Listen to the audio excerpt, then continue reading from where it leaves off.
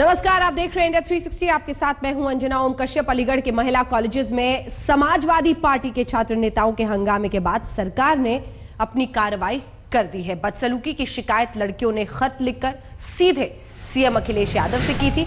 31 अगस्त को आरोप है कि समाजवादी पार्टी छात्र सभा के नेता की अगुवाई में नौजवानों की भीड़ महिला कॉलेज में जा घुसी, खूब हंगामा मचाया। आज सरकार ने आरोपों में फंसे अपने छात्र नेताओं के बजाय एसएसपी लव कुमार का ही तबादला कर दिया।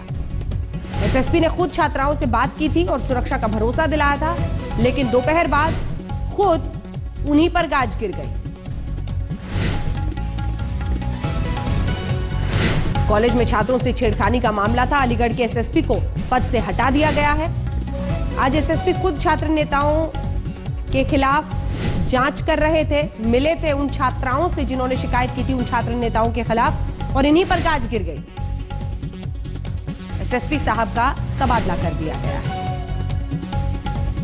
दरअसल आपको बताएं, अलीगढ़ में एक कॉलेज में बाकायदा सीसीटीवी फुटेज है कि कैसे छात्र नेता घुस गए थे, जमकर हंगामा किया था। एसपी से जुड़े हुए थे, समाजवादी पार्टी से। छात्राओं ने सीधे मुख्यमंत्री अखिलेश यादव को चिट्ठी लिखी थी। उनकी दखलंदाजी के बाद जांच को तेज जरूर किया गया था, लेकिन आज गाज एसएसपी पर पहले गिर गई।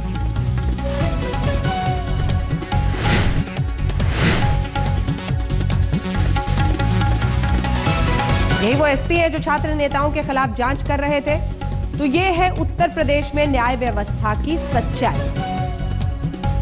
जो पुलिस अधिकारी उन छात्र नेताओं के खिलाफ कार्रवाई करने की कोशिश कर रहे थे, पहल कर रहे थे, उन्हें ही आज वहां से हटा दिया गया। कॉलेज छात्राओं से छेड़खानी का यह मामला था। दरअसल सीसीटीवी फुटेज है कैसे गर्ल्स कॉलेज में समाजवादी पार्टी के 100 के आसपास छात्र नेता कार्यकर्ता घुस गए थे और लड़कियों से छेड़खानी की थी।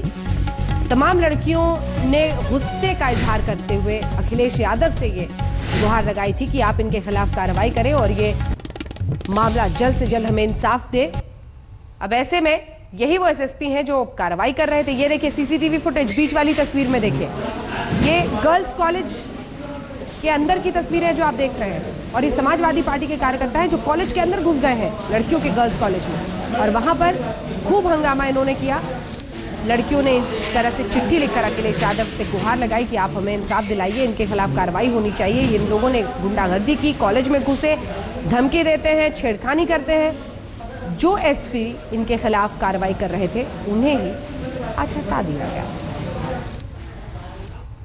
उसी उत्तर प्रदेश में अगली खबर राहुल गांधी की खाट पंचायत की, जहां आज फिर हंगामा हुआ। आज अंबेडकर नगर में खाट पर चर्चा में शामिल होने आए लोगों ने पंचायत के बाद खटिया ले जाने की फिर से कोशिश की। हालांकि कांग्रेसी कार्यकर्ताओं ने समझा बुझाकर उन्हें वहां से खटिया ले जाने से आज रोक लिया। इससे पहले की सभा आपको याद होगी, जब सभा में शामिल होने के लिए आए लोगों ने खटिया बटोरी और निकल लिए। एक बार फिर उसी खटिया को लेकर लूट मची थी, लेकिन आज कांग्रेसी कार्यकर्ता पहले से सचेत थे। उन्होंने लोगों को समझा बुझाकर खटिया वहीं वापस रखने को कहा।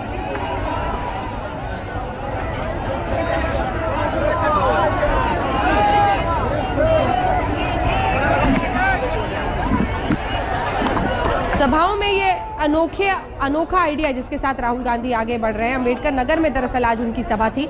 राहुल गांधी ने खटिया सभा, अलग अलग जगहों पर खटिया पंचायत, जिसके जरिए वो लोगों से मिलते जुलते हैं, उनके सामने सभा में बोलते हैं, वैसे ही एक बार फिर से आज खटिया सजा दिए गए थे राहुल गांधी की सभा के लिए। लेकिन एक बार फिर से खटिये की लूट। हालांकि कार्यकर्ताओं ने आज उन्हें समझा बुझाकर रोका। अभी राहुल की यात्रा पर ही रहते हैं, बात खालिद सियासत की।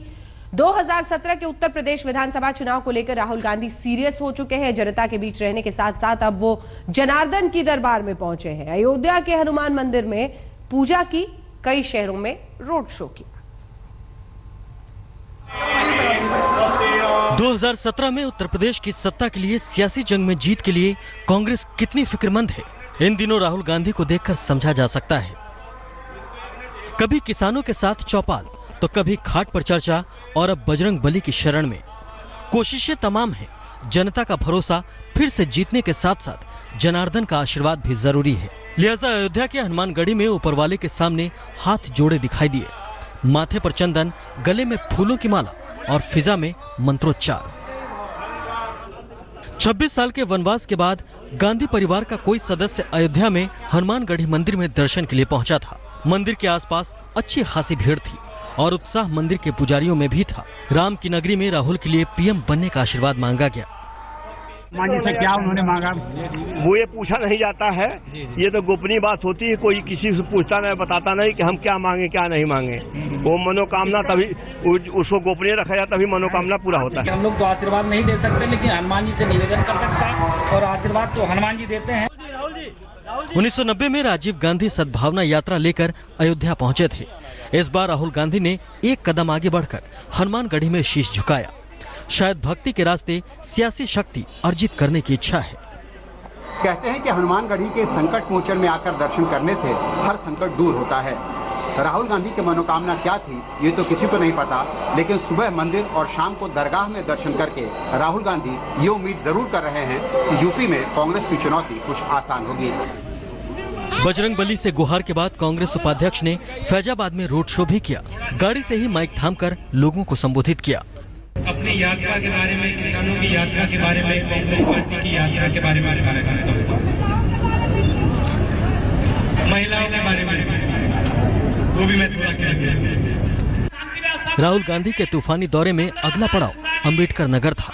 यहाँ ही रैली हुई और सभा का संबोधन हुआ। कुल मिलाकर राहुल ने उत्तर प्रदेश में पंजा को जिंदा करने के लिए अपने हाथ को मजबूत कर लिया है। वैसे आखिरी फैसला जनता जनार्दन को ही करना है। अयोध्या से बालकृष्ण और अनूप श्रीवास्तव के साथ कुमार विक्रांत, अंबेडकर नगर, आज तक। अब बात कॉमेडी किंग कपिल शर्मा की। आजकल करोड़ों कमा रहे हैं, लेकिन बंबई नगर पालिका पर 5 लाख रिश्वत मांगने का आरोप लगाकर उन्होंने सियासी दुनिया में बवाल मचा दिया। हालांकि अब बीएमसी ने भी कपिल पर अवैध निर्माण का आरोप लगाकर पलटवार कर दिया है। अब तो बीजेपी और शिवसेना भी जंग के मूड में है। गौर से देखिए इस आदमी को। पहचाना हमें? मैं शरीफ नहीं हूं वैसे। ये पहले पांव छूते बाद में खिंचाई करते हैं। बहुत शरारती हुए। छोटे पर्दे पर अपनी बिंदास कॉमेडी से दर्शकों के पेट में दर्द लाने वाले stand up comedian Kapil Sharma ने सुबह सवेरे ट्विटर पर ऐसा बड़ा धमाका किया जिसकी गूंज वक्त के साथ साथ लगातार बढ़ती जा रही है। ऊपर से सियासत में धमाचौकड़ी मची है सो अलग। सबसे पहले सुबह 5:53 पर कपिल ने ट्वीट किया, मैं 5 साल से हर साल 15 करोड़ रुपए इनकम टैक्स में दे रहा हूं, फिर भी मुझे अपना दफ्तर बनाने के लिए 5 लाख रुपए देने हैं। बाद में इस ट्वीट को उन्होंने प्रधानमंत्री नरेंद्र मोदी को भी टैग करते हुए एक और ट्वीट किया। क्या ये हैं अच्छे दिन? पीएम को ट्वीट के बाद बीएमसी तुरंत हरकत में आई। अधिकारी ने कपिल से पूछा, 5 लाख रिश्वत मांगने वाले का नाम बताएं। जिसने ब्राइब मांगा है उसका नाम श्री शर्मा ने देना जरूरी है, ऐसा हमने उनको रिक्वेस्ट भी किया है। वैसा लेटर भी आज हमने उनको दे दिया है, रिक्वेस्ट लेटर की जरा नाम और डिटेल्स जरा दे देना। नाम और डिटेल आने के बाद जो भी रूल्स और रेगुलेशन के हिसाब से जो भी कार्रवाई करनी है वो कॉर्पोरेशन कार्रवाई करेगी। हालांकि मामले में ट्विस्ट तब आया जब खुद कपिल बीएमसी के आरोपों में घिरे नजर आए। बीएमसी के मुताबिक कपिल के मुंबई वेस्ट इलाके में अवैध तरीके से ऑफिस निर्माण का काम चल रहा है। 16 जुलाई को नोटिस भेजने के बाद भी कपिल ने निर्माण जारी रखा, जिसके बाद 4 अगस्त को बीएमसी ने अवैध निर्माण गिरा दिया। कपिल के आरोप और बीएमसी के पलटवार का सीधा असर राज्य सियासत पर दिख रहा है। राज्य में सहयोगी आमने सामने आ गए हैं। मुंबई महापालिका एक भ्रष्टाचार का माफिया का अड्डा बन गई है। कपिल शर्मा से लेके नीचे झुग्गी झोपड़ी में अगर संडास बनाना है, पानी की पाइपलाइन लेनी है, तो भी म्युनिसिपैलिटी के इंजीनियर से लेके उनके गॉडफादर तक हर एक को रिश्वत देनी पड़ती है। विषय कपिल शर्मा का नहीं है। कपिल शर्मा ने ऑफिस बनाया, रिपेयर किया, नहीं किया, लेकिन रिश्वत तो मांगी गई कि नहीं? आरोप झूठे हैं। इलीगल कंस्ट्रक्शन कपिल शर्मा ने अगर किया है तो ऐसे लोगों को गुंडा एक्ट लगाना चाहिए। इलीगल कंस्ट्रक्शन करने वाले जो लोग, अगर एक झोपड़पट्टी गरीब आदमी जब बनाता है उसके ऊपर गुंडा एक्ट लगता है, पुलिस सेक्शन लगाती है, अरेस्ट करती है उसको, तो यही सब कपिल शर्मा जैसे लोगों के ऊपर लगना चाहिए इलीगल कंस्ट्रक्शन करने के लिए। कपिल शर्मा को गैर कानूनी बांधकाम रोकने के लिए एक स्टॉप वर्क नोटिस भेजते हैं, उसके बाद अगस्त के महीने में कार्रवाई होती है। कपिल शर्मा फिर ट्वीट करते हैं कि उनसे 5 लाख रुपए रिश्वत मांगे गए। बदले में विजिलेंस डिपार्टमेंट एक प्रेस कॉन्फ्रेंस करके ये कहती है कि हमारे पास कोई जानकारी नहीं है, लेकिन हमने कपिल को निवेदन किया है कि वे रिश्वत मांगने वालों के नाम बता दें। क्या समझे, कुछ काला है या पूरी दाल ही काली है? बेशक कपिल शर्मा से रिश्वत मांगी गई होगी, लेकिन अगर बीएमसी के आरोप सही है तो फिर शर्मा जी अवैध निर्माण क्यों कर रहे थे? उन्होंने नोटिस की बात क्यों छिपाई? मुंबई से वीरेंद्र सिंह घुनावत और मयूरेश गणपति के साथ आज तक ब्यूरो। इसी खबर के साथ इंडिया 360 में हम रुक रहे हैं एक ब्रेक के लिए, लेकिन ब्रेक के उस पार आपको दिखाएंगे सुप्रीम कोर्ट के। अरविंद केजरीवाल इन दिनों पंजाब में है, लेकिन दिल्ली में उन्हें सुप्रीम कोर्ट से झटका मिला है। अधिकारों की जंग में सुप्रीम कोर्ट ने दिल्ली हाई कोर्ट के फैसले को बरकरार रखा है। दिल्ली के मुख्यमंत्री अरविंद केजरीवाल ने फिलहाल पंजाब की धरती को अपनी कर्मभूमि बनाया हुआ है। इसे सियासत की मजबूरी कहें या महत्वाकांक्षा, लेकिन दिल्ली से उन्हें झटके पे झटका लग रहा है। दिल्ली हाईकोर्ट में एलजी नजीब जंग से अधिकारों की जंग हारने के बाद सुप्रीम कोर्ट ने भी उच्च न्यायालय के फैसले पर रोक लगाने से मना कर दिया है।